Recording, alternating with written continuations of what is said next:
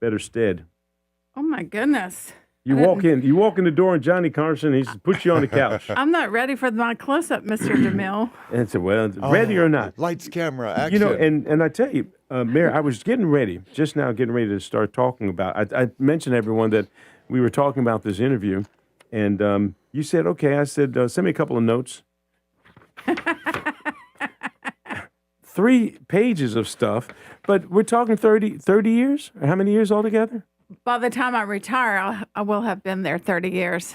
29 now. Well, you know, Kenny, I took you off the screen here, so I know sometimes things you have to do. But the neat thing about this note that you sent me is you started thinking about, I'm going to be on there with Gilbert. Let me say some things. But now's a good time for me to let my successor know what this is all about and what has been established. In 30 seconds, tell me what you do. The Community Foundation connects generous people to causes that need support, and we increase the impact and the quality of life for people in our community. See, now I knew that you could do that in 30 seconds because you're a pro at this. And, you know, a lot of folks think that the Community Foundation just runs all these different programs and, you know, this is a great operation and I need to go to them because I need some food for my church or I need whatever it is. That's not what you do. You provide the funding for all these great organizations to be able to do those things. Right. How many? Well, really, it depends on a lot of things. It depends on the number of applications that we receive from nonprofit organizations. We fund 501c3 public charities with our unrestricted money.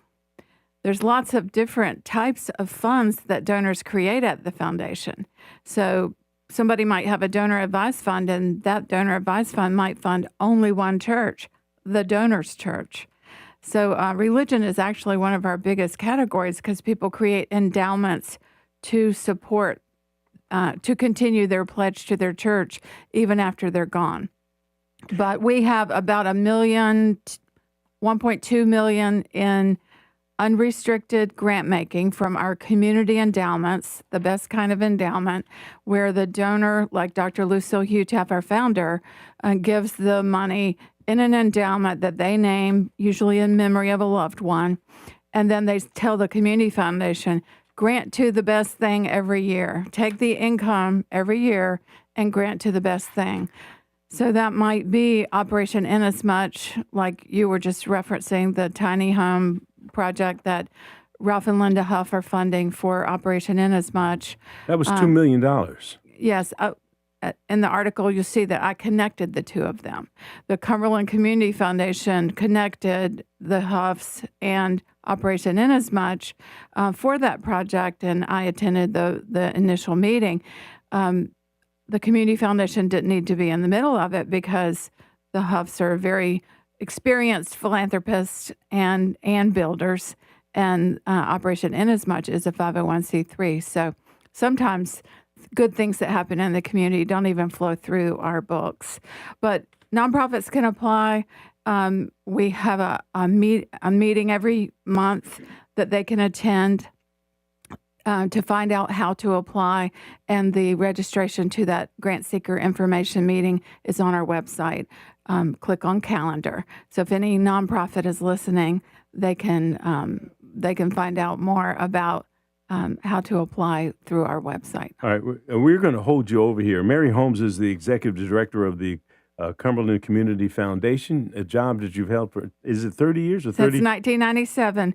So it's 29 years. 29 years, and we'll round it off at 30 is what we do in television, and we do it in radio as well. But we appreciate all that you've done. We're going to hold you over here. We're going to take a break for weather, and then when we come back, we'll talk about the building of this foundation, because you know what you had in your hand when you started is not what we have now. Right. And so you've done a great job with that. You're listening to News Talk 640 WFNC. We've got Fayetteville's most dependable forecast with CBS 17 meteorologist Rachel Dunsing. Today will be mostly sunny with a high of 99, but feeling like 104. Tonight will be mostly clear with a low of 77, and Friday will be mostly sunny with a high of 100, but feeling like 106. A stray shower is, however, possible late in the day. Temperatures will stay hot in the 90s through the weekend, with better chances for rain and storms late in the day Saturday, and then spotty chances continuing into next week. That's your Fayetteville forecast. I'm CBS 17 meteorologist Rachel Dunsing. Rachel, thank you. Right now, 83 degrees in Fayetteville, Hope Mills, and also at Fort Bragg. You're listening to News Talk 640. We're WFNC. Ritchie Law Firm Injury Lawyers. Ritchie Law is on top of it. Go to ritchielaw.com. That's ritchielaw.com. Attention! Head to Lumberton Honda for the Freedom Celebration. Freedom to choose. With over 100 new Hondas in stock, we have what you're looking for. Freedom to drive. Get 1.99% APR on a 2026 Honda Ridgeline or 4.49% APR on a 2026 Honda CR-V Sport. Shop now during the Honda Summer Event at lumbertonhonda.com. With approved Tier 1 credit, not all will qualify. Does not include tags, title, taxes. Some restrictions apply. See dealer for details. Expires 7/31/26. Attention Lumberton! Attention Rainford! And you too, Fort Bragg! Remember this, 295-95, exit 22. That's the brand new easy drive from Fayetteville straight to Lumberton Honda. And you're here in 20 minutes. If you're buying a Honda, there's no reason to go anywhere else. Lumberton Honda is the best place to shop. And now it's never been easier to get here. Say it again, 295-95, exit 22.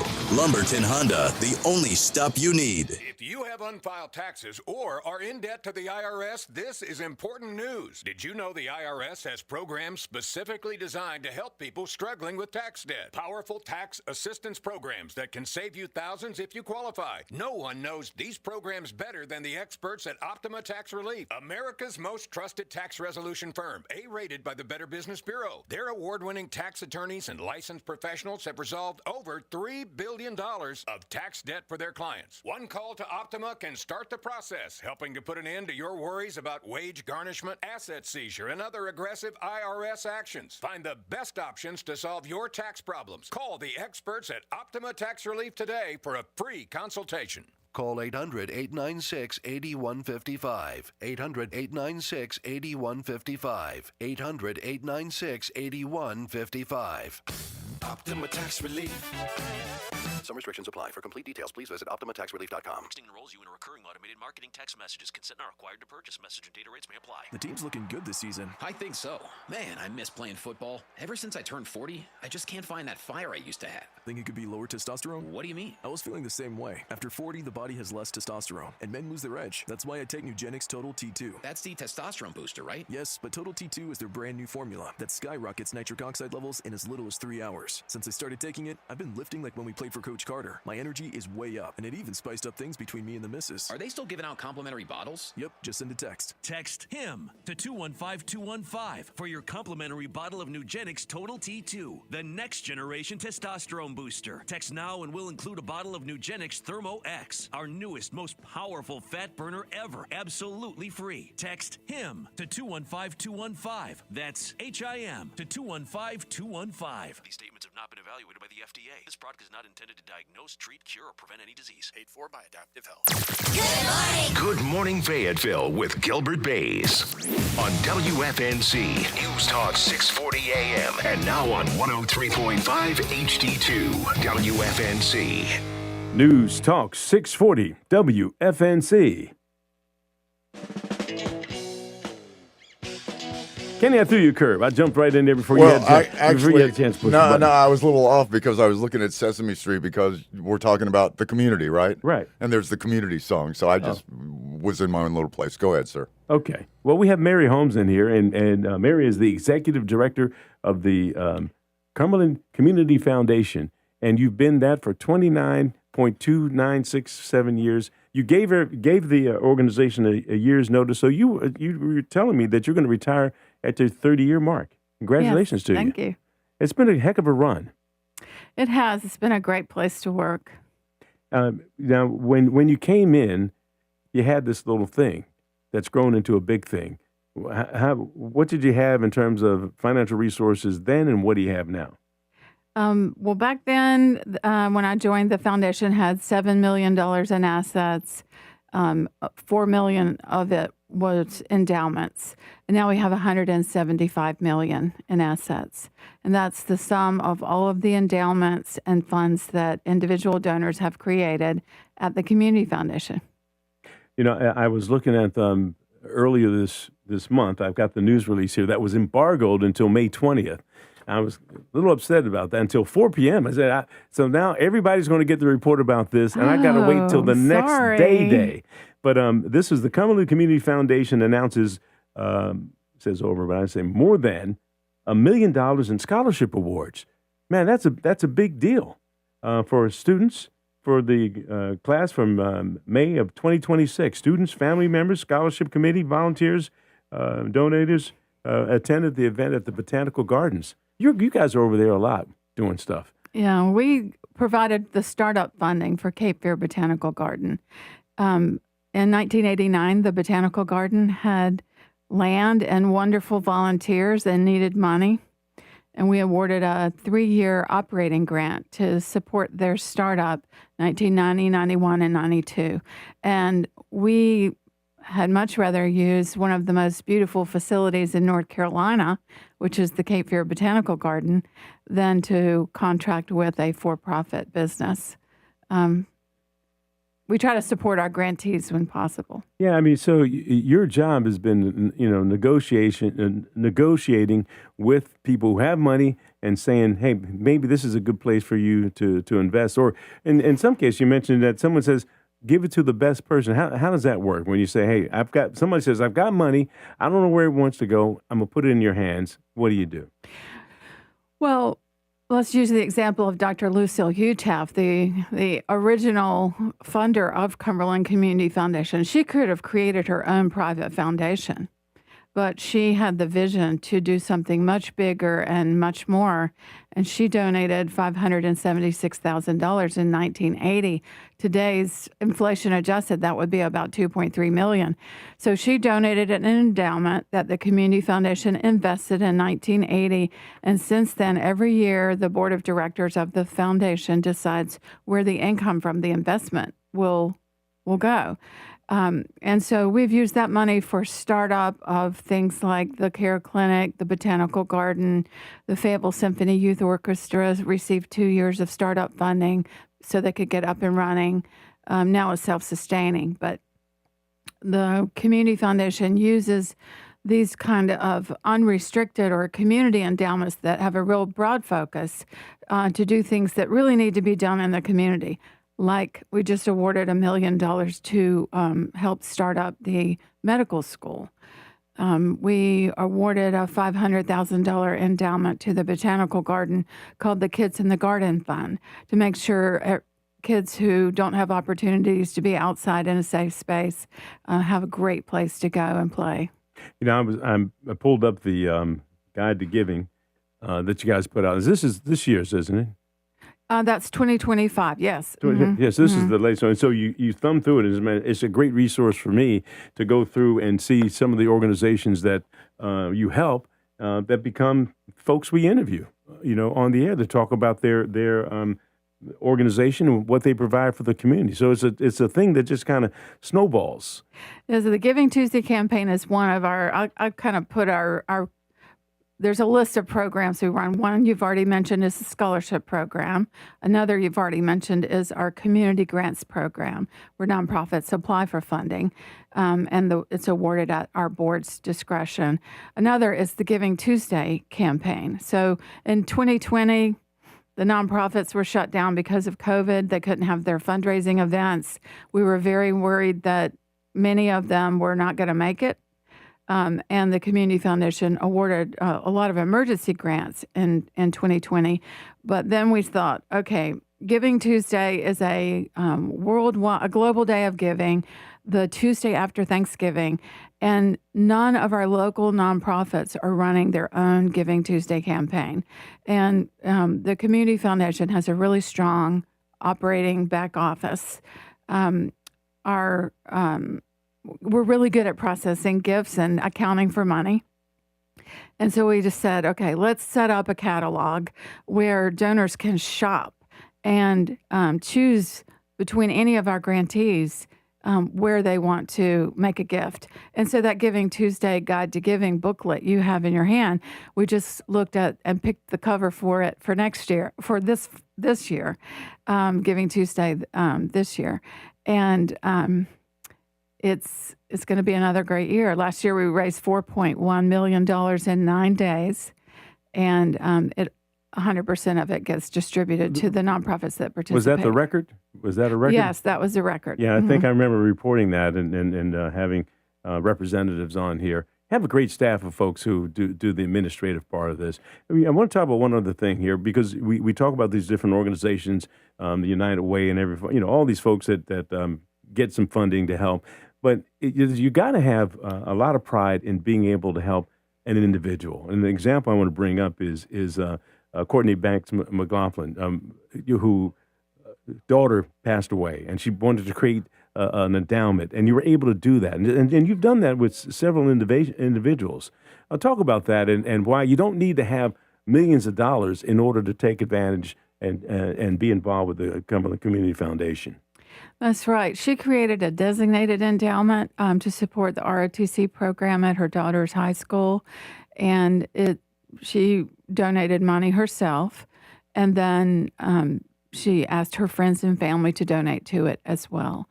And the endowment minimum to create a designated endowment like that is $10,000. So once a fund reaches the $10,000 level, hopefully within 5 years, then we start granting from the income of the investment every year. So we send checks to the ROTC program of the high school in memory of her daughter.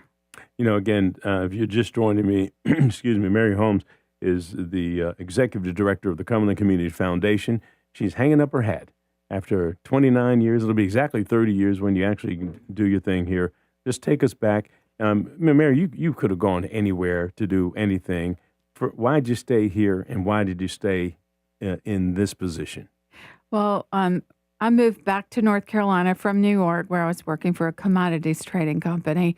I got my MBA in Chapel Hill, and the fall I was in my MBA program, I met this very cute boy from Fayetteville, North Carolina, named John Holmes. And I thought, I think living in my hometown married to John Holmes is a great idea. And so we got married in 1990, 2 weeks after I graduated from the MBA program. And I worked for First Union National Bank for 7 years in the commercial banking division. And so here you are, linked in this area. Were there ever anything, opportunities that you thought might pull you away? Well, the Community Foundation was the opportunity, because I was named market president for the bank about halfway through my career there. And then my territory was expanded to 6 counties. I did not apply for that expanded role, but I was awarded that expanded role. And I had a 3-year-old at home. I didn't want to be out of town if he had a fever and the preschool needed him to be picked up. I wanted to be the class mom and go on the field trips and all those things. And one day, so I was trying to figure out, how am I going to be a working mom and the kind of mom I want to be? And so the Community Foundation gave me all the flexibility. I still work just as hard for a lot less money, but the Community Foundation gave me the career that I wanted, the flexibility so that I could do those things and have more flexible schedule. All right, so you're going to be retiring in a year, but I get to give you the boot. I kick people off the air, and I love that phrase, and it's a fun phrase, that the interview's coming to an end. But before it does, what's next for you? What are you going to be doing in retirement? I am going to retire. I love to buy books, and then I never get around to reading them. I'm going to read some of the hundreds of books that I've bought. I'll do a lot more babysitting for my grandchildren and work on my diddly squats. Kenny, I have us all up on the screen here. Yes, sir. You want to say anything to Mary before she gets out? Because we've all worked together to bring the information about what you do to the community so we can all make connections. You need to keep calling Maddie Kellogg. She's the one really in the know. She'll look, get her in here about. Maddie and I were texting yesterday. Good. And so she's coming on next week. And because we've got the Community Foundation, there's a number of things that are coming up.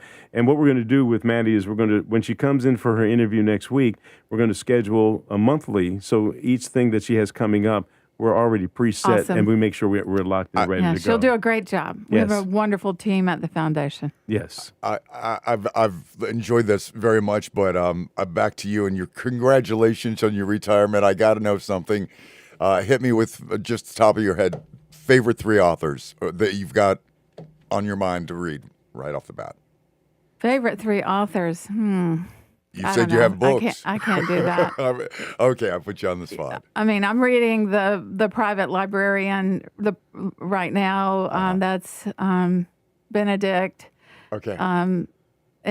There's a long list. Well, Right. well, look, you're going to have a long time to figure things out. And the main thing is you're going to enjoy the family. And I take from you in all the interviews that we've done together and everything that you really love your job.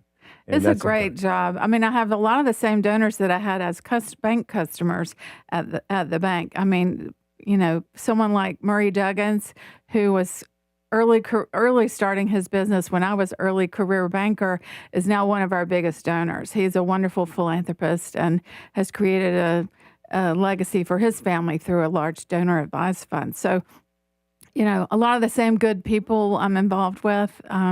I hope to stay in touch with our donors and all our friends in the community, but I look forward to doing a lot less. Okay. Well, look, I'm glad we were able to get you in here. And before you still have time before you actually retire. And there probably like been 9 months. I can have a baby if I want 68. Well, look, if you do, I've got breaking news. This just in.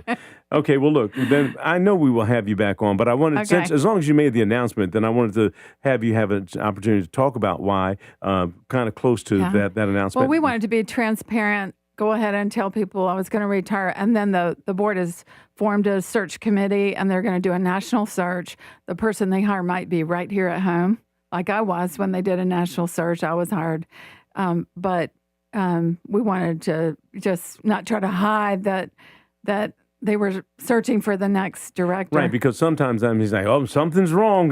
She's out. And that's not what this is. This We're is more a very time transparent organization.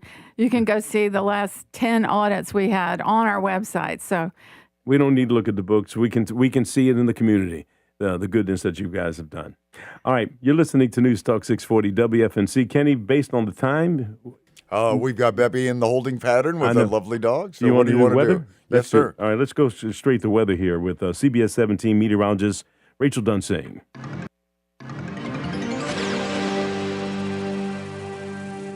Today will be mostly sunny with a